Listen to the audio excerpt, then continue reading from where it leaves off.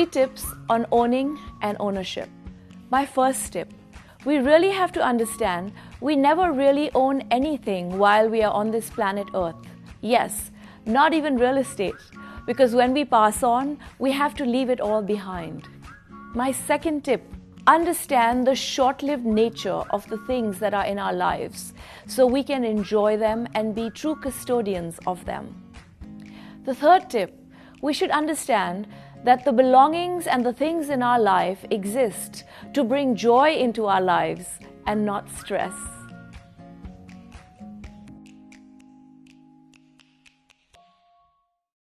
Welcome to another episode of The Sunny Side Up. Today, we have the celebrity philanthropist and the founder of the Giving Back Foundation, Meera Gandhi, via Zoom.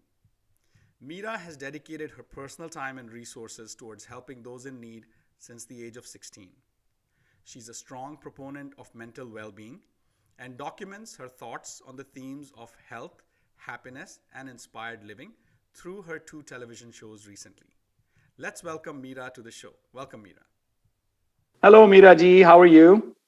I'm great, Sonny. Nice to see you. Likewise. Thank you so much. So without further ado, I'm going to jump right to the questions. So let's start with the first question, which is, what drew you to humanitarian causes and made you to adopt the path of serving others? I think that in as we know that all of us are divine lights, right? We're all part of a universal whole. And I think within each of us is a desire to serve humanity and to do things for people. We know that because when we do things for people, we feel joyful. I think earlier on in my life, one is I think my mother was a great influence in our lives. She always encouraged us to do things for people and to give back. But I think it was a turning point when in the 10th standard at Cathedral School in Bombay, we had to go to Ashadaan for an Interact Rotary program, and it was sort of mandatory. So I went to Ashadaan, which is Mother Teresa's ashram in Baikala. And I had such a good time playing with the kids. As you know, the kids in Ashadaan are handicapped because most people, they take the handicapped kids in India and they leave them on the steps of Ashadaan. So these kids, you have to literally, when you feed them, their hands are uncoordinated. So even after they eat, like they're completely messed up. So you feed them, and then after that, you give them a bath, put them into fresh clothes, put them into bed. And if you go early in the morning, you get to play with them before the feeding time. So I had so much joy. My last 2 years of high school, I was there every single Saturday. And I must say, my mother really encouraged me. She's like, yeah, I mean, I think people study too much anyway. Yeah, go and play with the kids. And I would take the bus to Baikala. And during that time, I met Mother Teresa several times because she was very hands-on and she was there. And I think when you're 16, you're just not enamored by Mother Teresa or anyone. You're in your own world. But I think by osmosis, I really understood how joyful it is to give back. And I think I think my life was very fortunate. I mean, I had a incredibly loving childhood. I had a safe childhood. My father was in the Navy. We moved to a lot of places. I got used to playing with different kids. I always did well in school. I was head girl of every school I went to, even though I would come in as a new kid. I was president of college. I got married to my high school sweetheart who actually did really well on Wall Street. So I feel like because my path was, I mean, not that I don't work hard, I work very hard, but it was relatively obstacle free. And I think along the way, this sort of just was a natural way to be. I mean, I was in service of my kids, picking them up from school. But when my kids grew up, I felt a need to really get more involved with just the energy of a greater humanity. Such an amazing story. I always wanted to meet somebody who's actually met Mother Teresa, and here you are. You know, it's such a lovely thing. I mean, really, I look back on it and the number of times I met Mother and I worked with her. I mean, I remember one incident where I had just finished feeding this child and Mother took the baby from me, and the baby burped up all this white gruel all over Mother Teresa's sari. And I was so horrified. because I hadn't burped the kid properly. And mother just started laughing. She had these big teeth and she started laughing. She said, good, now his food is digested. And I had many incredible moments with mother. I mean, once I was teaching the kids a dance, and remember, they're handicapped. So they dance on their bellies, they dance on one hand, whatever. But I mean, I didn't even think about it. I'm like, yeah, we'll put this together. I bought saris and, dressed them up, and I'd been teaching them the dance. It's just incredible. And when we finished the dance, they brought the house down. The Unilever people were like just so happy. Mother came to me and gave me a hug, and she's like, you really like don't see any barriers to anything, do you? And I was like, no. And she gave me a hug, and I really feel that hug sort of stayed with me a lifetime. That's such an amazing story. Excellent. So tell us more about Ashadaan. How was the experience of teaching young children? How did that change you as a person? Well, I think that growing up, I was always like, I was very fast. I played everything, and I was very competitive. So, I mean, I was a runner. I was a bicyclist. I won many bicycling races. But I was also slightly like impatient for results. And I felt that my experience, now that I look back on it, working at Ashadaan, definitely made me more patient, because I saw people who had less abilities than the average child. And so I was very incredibly patient when I was feeding them, when I was bathing them, when I was hugging them. And I feel that experience has helped me in my life, and it helped me with my own kids, because by the time I had my 3 kids, I had so much experience. Like, who knew that would come in so handy? I didn't even know I would have 3 kids. But I think that experience helped me with my own kids. I was very patient with them, incredibly patient. Nothing they did or said could make me impatient. They would come out late from school. I would be sitting out in the car. It didn't matter. I would say, great, you caught up with those friends. Great, you stopped to talk to a teacher. And I feel I've raised 3 very strong kids because of that, because I was just, very, very engaged, and I understood at a very instinctive level what tenderness and dealing with children is about. So I think it actually made me, if I may say so, an excellent mother. And then years later, I took my son back to Ashadaan when my son was, I think, 2.5 or 3 years old. And we went to Ashadaan, and my son was with me. And there was this kid who was riding a bicycle, and he had sort of one leg and a stump, and he was riding a tricycle. And to my horror, my son like pushed him off the cycle and took it, and he was like cycling. And I was just like watching this thing. Oh my God, Kabir. But that kid, he came from behind and he stopped in front of the wheel. He took Kabir off and he got on and he started biking again. And I was just watching this thinking, you know what? Sometimes you just have to leave kids and leave people to play and to be, because there's sort of a method to the universe. Tell us about your epiphany in 2009, and what significant event led to it, and how did it change you? So in 2008, we moved to Hong Kong, where my ex-husband was heading a division of Credit Suisse. And it was an incredible expat life in Hong Kong. As you know, it's a life that's not rushed. You go down to the malls, you shop, you go out to dinners. It's very relaxed. And one day I had gone down to Oceanside Mall, and I had to buy some stuff. I remember it was like some silver frames and some stuff for the house. And the driver drove me back up to the Peak in my 7 Series BMW. And we were in this townhouse, which even for the Peak was quite amazing. And I went up to the 4th floor, which was the master bedroom. And I just looked out on Hong Kong, and literally Hong Kong and the harbor in all its beauty lay below me. And I just started crying. In that moment, I felt disconnected. I felt, now people are talking about this displacement theory when you move from one place to another. I had my Kiran was at Georgetown. Kanika had just left for Atlantic College, United World Colleges, and my son was applying to boarding school.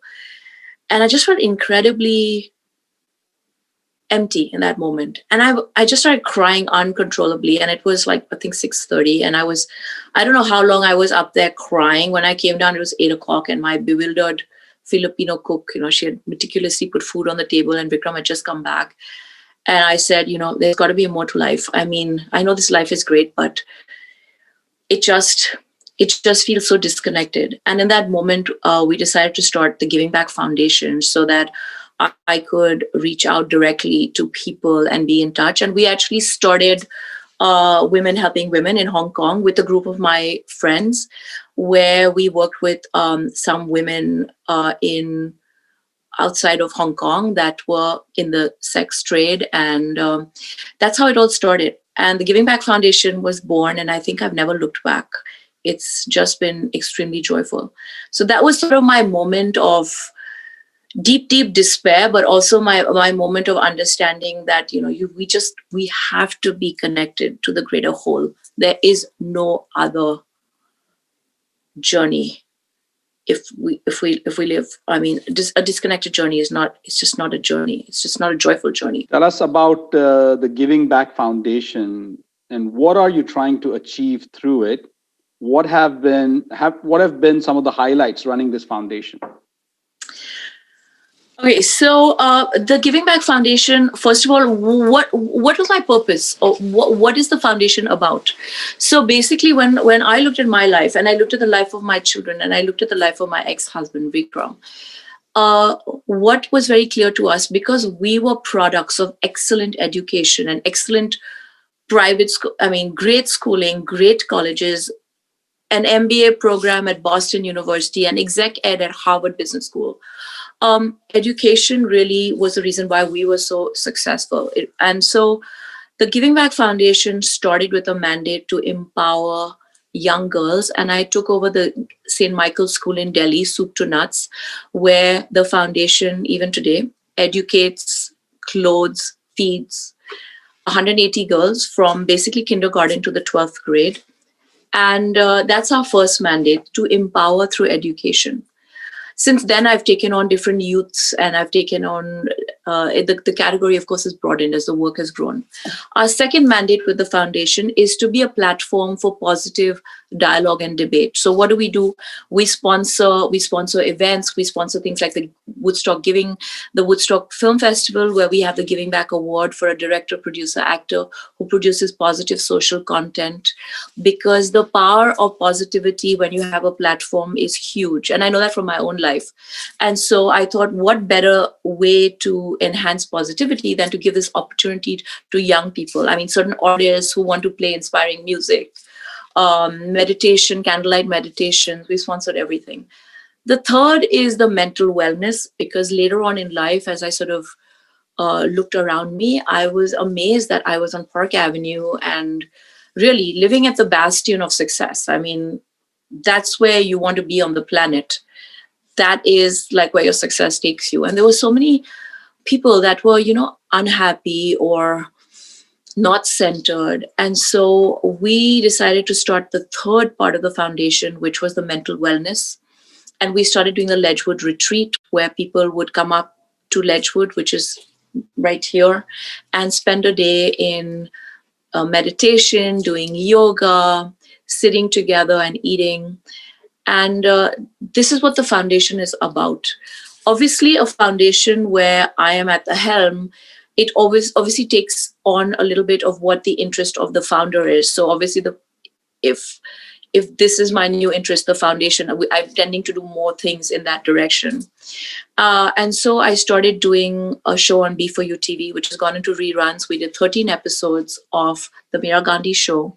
And we took out themes like joyfulness, happiness. And we brought people on the show who talked about, what is joyfulness? How do we cultivate joyfulness?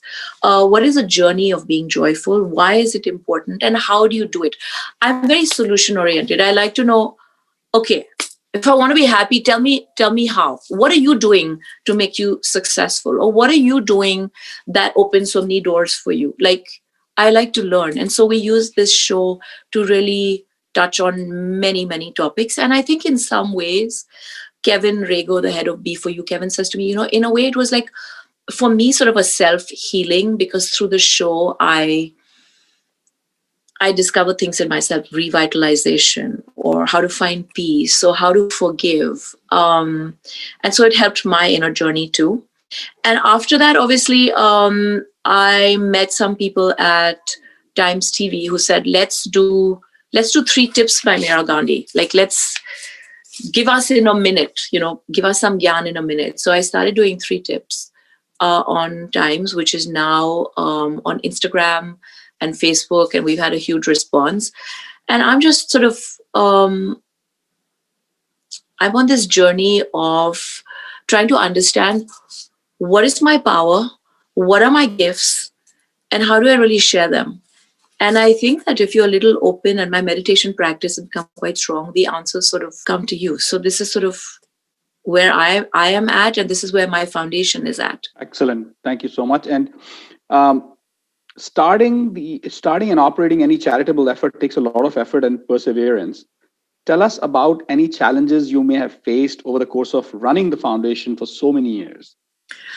Well, I have to say when we started it, Vikram and I were married, and we were putting our own money into it. And then after I got divorced, I found that it was actually very hard to date. I mean, I raised money for so many other charities.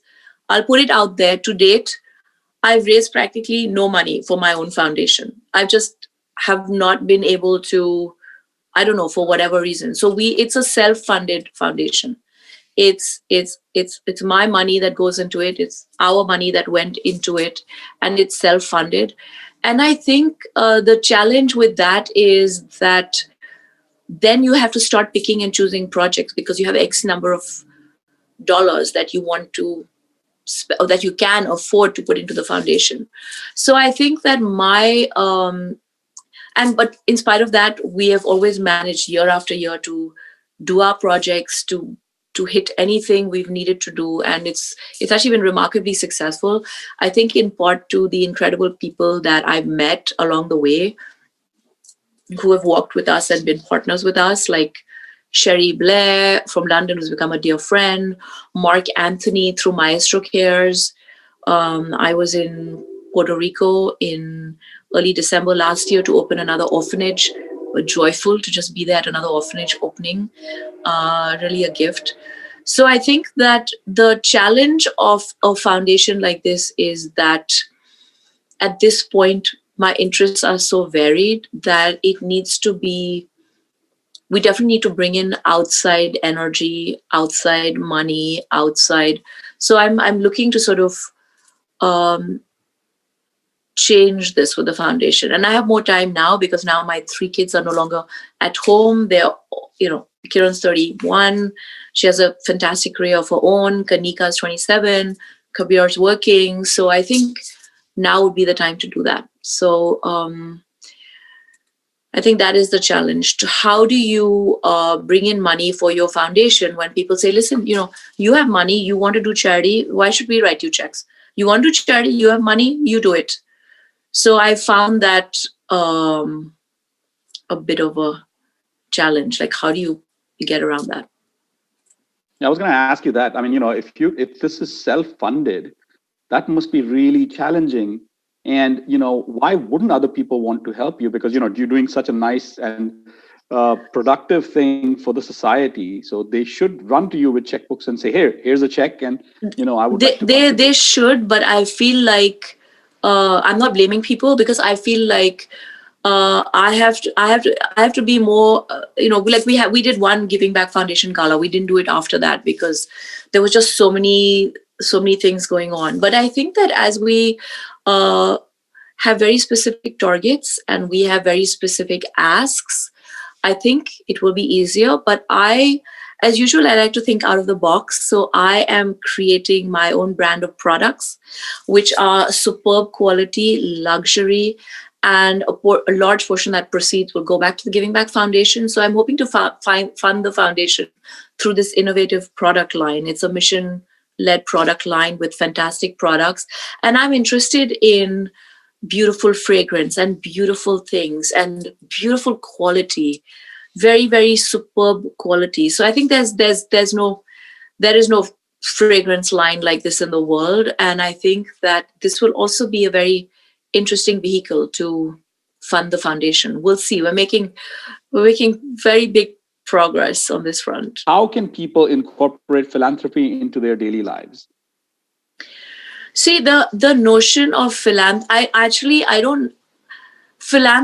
is giving back or doing something for another person. To me, giving back actually is elevating the spirit of someone who is next to you, whether it's by giving them material or money, or by being kind, or by helping them with a job, or by emotionally helping them heal. Whatever people need is what philanthropy is about. So I think that it doesn't have to be this huge, oh my God. I think you just start very close to home. I mean, we all see people's needs. I mean, just day to day, it's not that hard. I think we start there. And then if you have extra time and you want to take it to another level, you can. If I had to say that I made some mistakes with my foundation, which was, I think that we answered all calls and we were happy to be like all things to all people. And I think that that's a mistake. I think you have to really stay very much within the realm of what you really stand for and what you want to do, so that you're impactful. But in spite of that, I've been able to be very impactful. But I would say it's good to be just a little more focused and clear on how you want to help someone. And also it should align with your own interests. For example, I'm interested in meditation and wellness and beauty. So it's very logical for me to want to be involved in wellness programs, or to have retreats where people can come and de-stress, because it's of interest to me. So I think it's very important to also understand how to align your inner light with helping others, because I think it's more effective that way. So a lot of your work centers around wellness. Tell us about the Meera Gandhi show. What was your aim with this show? So, first, I was working on a book about wellness, and the book sort of turned into a script. And the show basically, as I said earlier, we did 13 episodes, which range from peace, or the importance of solitude. And that was a very interesting show because we brought Arya on it. Arya used to be very social. She was married in Hawaii, and she became a Buddhist monk. She just one day just couldn't take the life and became a Buddhist monk. And she actually lives here upstate New York. She was on the show talking about the importance of quiet and the importance of like going within. So I think the show was just, I mean, I told you, Kevin said that it was probably like an inner need, whether it was an inner need to share or an inner need to heal. I don't know, maybe both. That was the show. And actually it's on the website called themeeragandhishow.com. So if viewers are interested in any particular topic from peace or happiness, please do go on and enjoy the content. We have some wonderful people that shared insights, and I think it's good viewing. It's really, I think, valuable what people have shared with us. I think I'm going to share it with my group because I believe people are suffering right now, and something like this is going to be of great value to them. So I definitely will share your website and your show with them so they can actually learn something from it. Your latest media project has been the series of short video 3 tips. Tell us more about this series and how it came about. Okay, it's actually a very interesting anecdote. Nikhil Gandhi and Ajay Kulkarni, who used to be respectively the CEO and the CFO of Times Network, they were in New York. And they said, Rishi Kapoor is coming out of hospital. His cancer is in remission. And like, would you like to host a dinner for him? I mean, we don't know whether he can go to a restaurant, but we'd love to bring him and Need to Sing to your townhouse. And I think Anupam Kher was in town. And I said, yeah, let's do the dinner. So we did the dinner in my townhouse, and I'm so fortunate that I did have Rishi Kapoor and Neet Singh there, and we had such a fantastic evening. We were all there till like very late, eating and drinking and chatting. And during that evening, on the dining table, I guess I was just talking about, the journey and how not all, some of it is luck and destiny, and some of it is, really hard work. And this is what like Rishi Kapoor and Neetu Singh and I, we were just like talking about that. And the next day, Ajay called me and said, why don't you consider doing a show called 3 Tips, but not like a long show, like just 1 minute clips, and we'll run it in between the news, or we'll run it like at different times on the network. So that's how this started. And I have to say that it was Ajay's idea to do these 1 minute. He's like really, the value add is like for people who are driving to work in traffic, or so they can hear the 3 tips and it can just like move them into another space. So that's how the project started. We filmed it with Times, and then of course we completed it independently. But I think the idea was really to be able to shift someone very quickly and to give sort of practical advice, like day-to-day advice, like what things that you can do. I mean, my latest 3 tips was, it was released when it was raining over here, and it's like, how do you embrace the day? And I started by saying, really take time to go out of your thoughts and really into the moment that's out there, because that's real. And you can start with just a smile, just wake up and smile, was the practical sharing kind of was the genesis of this. And I think it's been fun. It's been fun to make. And I think it's been fun to share. And we've had a really nice response. I mean, I meet random people. I met someone yesterday who said, oh my God, the water 3 tips. I mean, that's my favorite 3 tips. So different things have jumped out and gravitated with different people. So I'm going to pick your brains about Rishi Kapoor now that, he's left us. What was the experience like, and how did the evening progress, and what did you guys talk about? So I must say that I feel very honored that as soon as he was well, he came to my home. He was extremely upbeat. He had lost a lot of weight. He looked really good. And, I have a townhouse, so the living room is on the 2nd floor. So when he walked in, I was like, wow, you look so fit. Like, shall we take the stairs? He's like, no. I asked if you have an elevator. So he got into the elevator, and then, of course, we were eating and drinking and chatting. And you would have thought the conversation would have been about cancer and health, and it was really not. He was reminiscing about his different film projects, the different things that happened on the set. I didn't even know that so many pranks were played on him. I mean, there were so many pranks played on Rishi Kapoor, because apparently he was just like, he took it in great stride. I mean, he was recounting like the different pranks that had been played on him and the different roles he had done. And that evening he was telling me, he said, I really feel like I feel so fortunate that I was able to go up above and beyond who I am. And my film career really helped me do that. And I think that to me was most important. And I said, so what are you going to do after this? I mean, you'll have to manage your health. He said, why? I'm going to go back to Bombay. I'm going to start acting and working. He's like, what else is there to do? This is what I do best. This is what I'm going to keep doing. And thank God now I'm healthy and strong. That's what I'm going to do. So that was sort of what the conversation was about. It was really about his work, his acting. I think he really felt a sense of pride, because he felt that he had contributed to people's lives.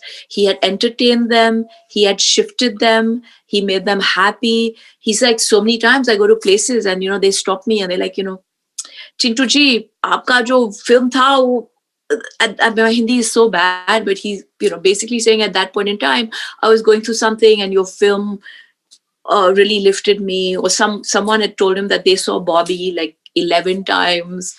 And I think he had a very, I can tell you, he had a very fulfilled life. He was definitely fulfilled by his career.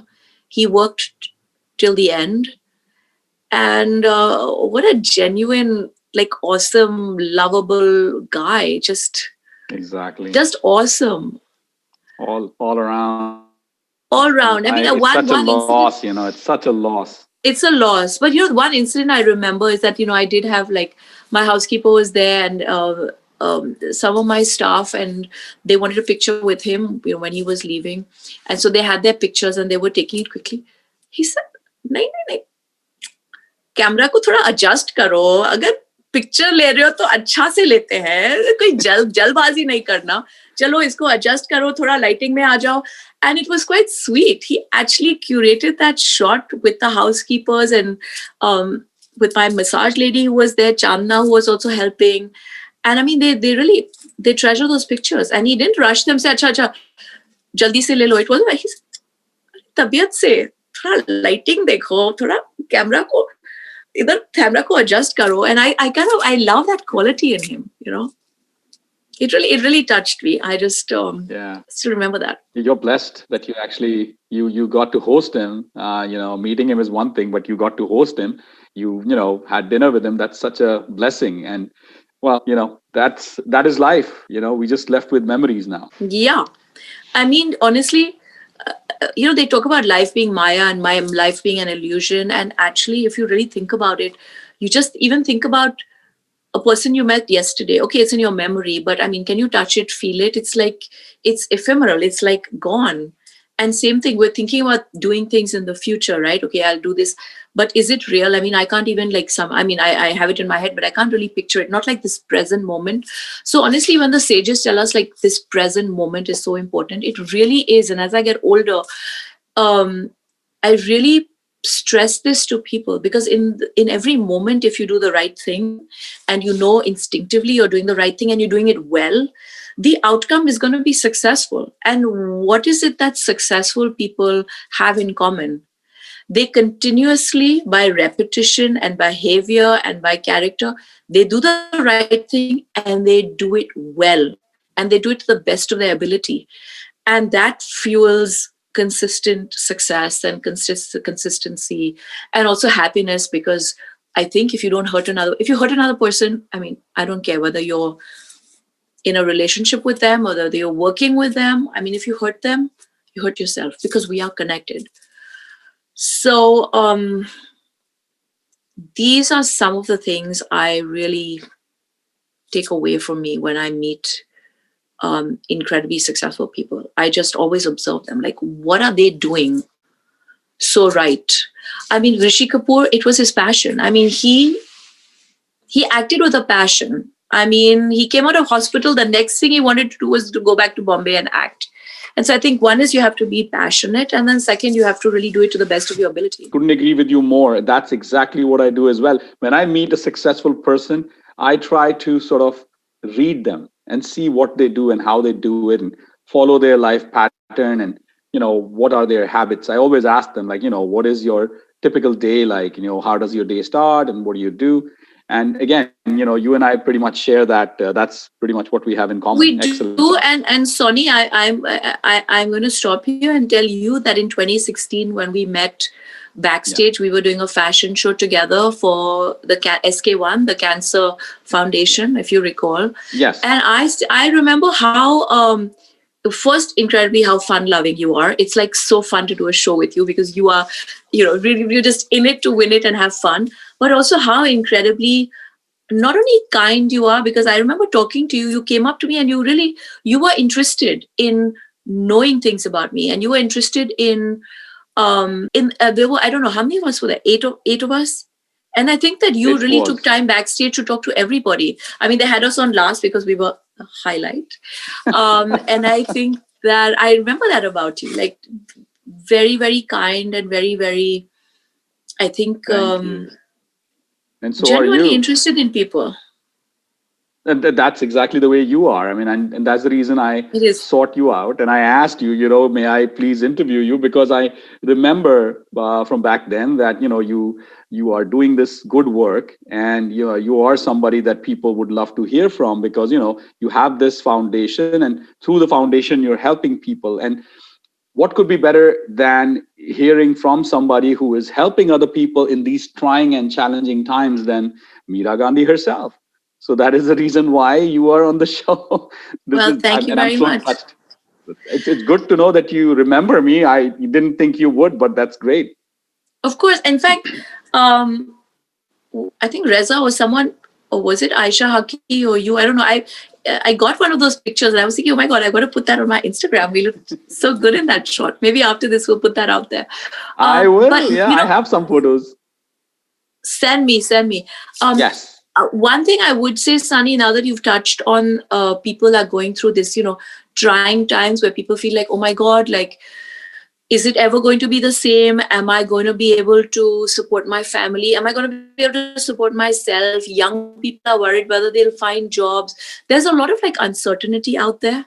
And to anyone listening who feels that way, I would say to them that, um, we have always been fine. We will always be fine. The planet always was, and the planet will be. The planet is abundant. The planet was created to provide for all of us. So if we have the knowledge that we are abundant, if we manage our health and we manage our minds, we are going to be okay. Big homes, cars, all those are material constructs, The real construct is your journey, your health.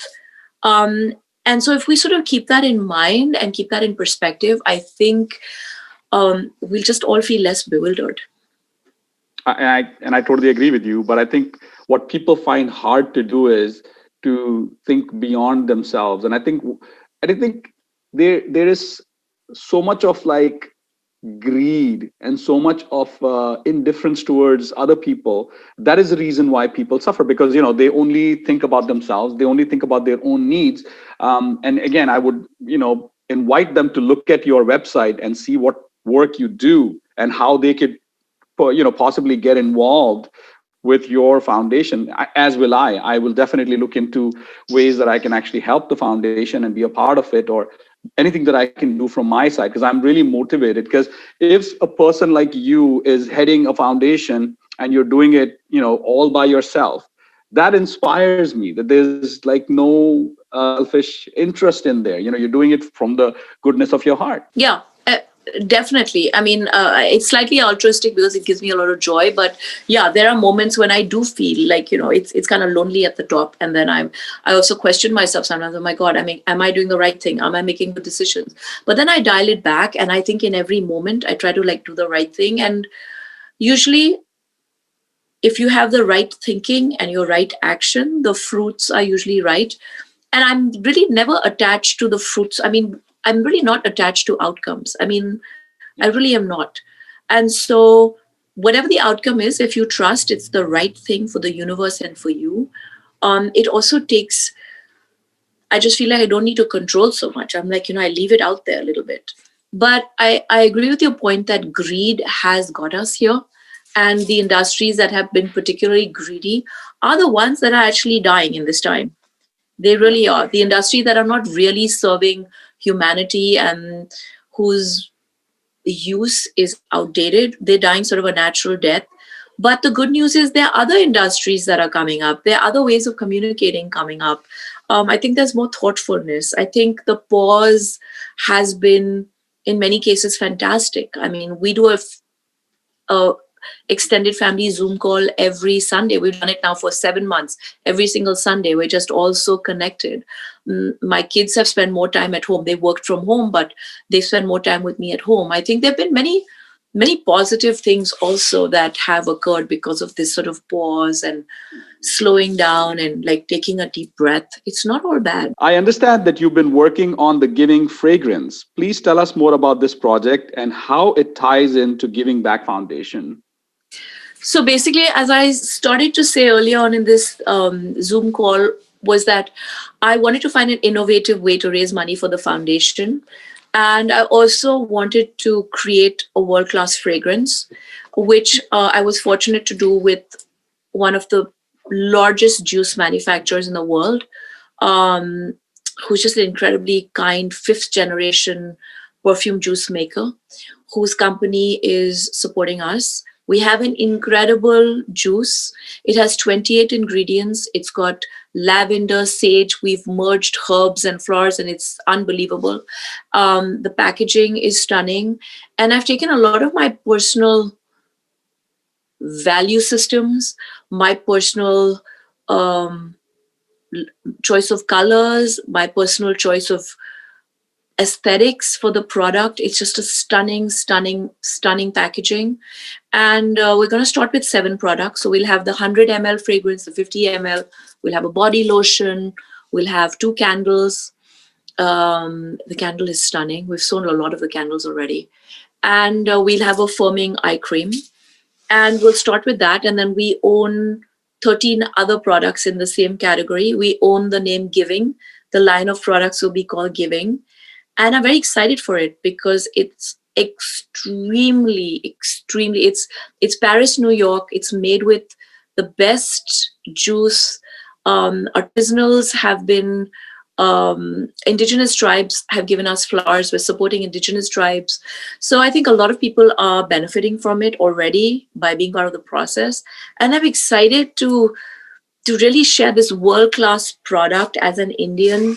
I think it's going to be the first fragrance that is created by an Indian, but it's, of course, a French fragrance. And I think I'm excited to see what happens. And I hope that everyone will buy it and love it and walk this journey of giving back.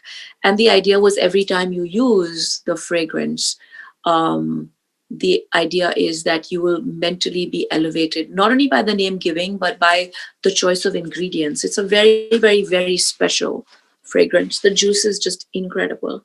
I'm very excited about it. It's coming very soon.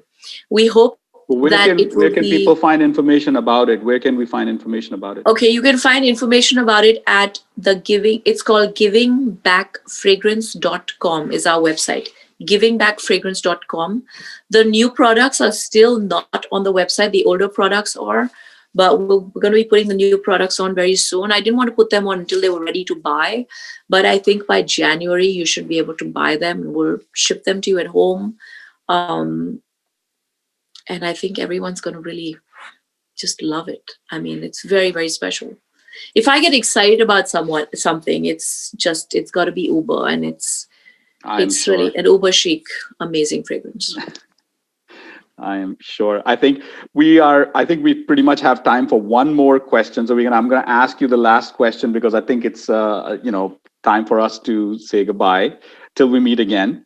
So now, as we are at the end of what has been a troubling year for a lot of people, what advice would you like to share with our viewers to help with having a more fulfilling and joyful 2021? One of the big things I would like to share with viewers, because it's helped me so much, is to really take time to meditate. And there are many, many techniques out there, whether you do the Deepak Chopra meditation or whether you do pranayam, you do breath meditation. Slow down your thoughts, because our thoughts are Maya illusion. I mean, we really have to come out of our thoughts. And when you start focusing on your breath, you're able to break the thought pattern. So I think runaway thoughts take people down. They make people despair. I think in addition to meditation, stay connected with your loved ones. Really take time to call someone every day that you love, whether it's your child, your mother, your father, your friend, your lover, or someone you just want to talk to. Just take time to do that every day, literally, and then get a good night's sleep. There's no point staying awake worrying, because you wake up, but if you have a good night's sleep, suddenly it just doesn't seem as worrisome. So good night's sleep, meditation, stay in touch with your loved ones, and just don't despair. I mean, we're all in this together. The time we despair is when we think, oh my God, like what's going to happen to me? But when we think as a collective whole, we are strong, we are humans, we are intelligent, we are evolved. We're going to find solutions. We have found solutions, we will find solutions, and we're going to be okay. That is such a lovely message, Ed. Thank you so much, Meera. I can't even tell you how much I appreciate you taking time out from your busy schedule and giving us the time. And thank you so much for sending this positive message to everybody, all the, the viewers of the Sunny Side Up show. And again, we look forward to having you again on one of these shows very soon. Thank you. I'm sending grace and love and blessings to all of you.